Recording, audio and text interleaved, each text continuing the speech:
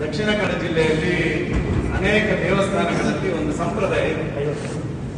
ದೇವಸ್ಥಾನ ಮತ್ತು ದೈವಸ್ಥಾನಗಳಲ್ಲಿ ಒಂದು ಸಂಪ್ರದಾಯ ಇದೆ.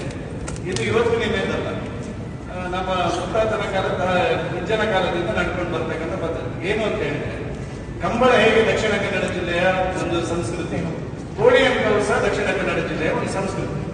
ಅನೇಕ ದೇವಸ್ಥಾನಗಳ ಜಾತ್ರೆ ಆದ ಸಂದರ್ಭದಲ್ಲಿ ಸಾಂಪ್ರದಾಯಿಕವಾಗಿ 2 ದಿನ, 3 ದಿನ, 4 ದಿನ, 6 ದಿನ ಕೋಳಿ ಅಂಕ ನಡೆಯುವಂತಹ ಸಂಪ್ರದಾಯ ಇರತಕ್ಕಂಥ ವ್ಯವಸ್ಥೆಗಳು ದಕ್ಷಿಣ ಕನ್ನಡ ಜಿಲ್ಲೆಯಲ್ಲಿ ಇದೆ.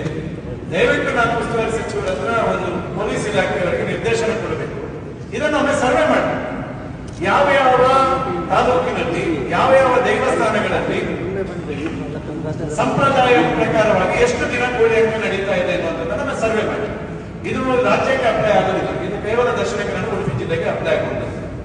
ಸರ್ವೆ ಮಾಡಿದ ನಂತರ ಆ ಸರ್ವೆ ಪ್ರಕಾರ ಯಾವ ಜಾತ್ರೆಗಳು ಯಾವ ಸಂದರ್ಭದಲ್ಲಿ ಎಷ್ಟು ದಿನ ಕೋಳಿ ಅಂಕ ನಡೀತದೆ, ಅದಕ್ಕೆ ಪೊಲೀಸ್ ಇಲಾಖೆಗೆ ಮಾಹಿತಿ ಒಂದು ಕೊಟ್ಟರೆ ಸಾಕು. ಅದಕ್ಕೆ ಇನ್ನು ಬೇರೆ ಸುತ್ತಾಡುವಂತ ಅವಶ್ಯಕತೆ ಇಲ್ಲ, ಪರ್ಮಿಷನ್ ಅವಶ್ಯಕತೆ ಇಲ್ಲ.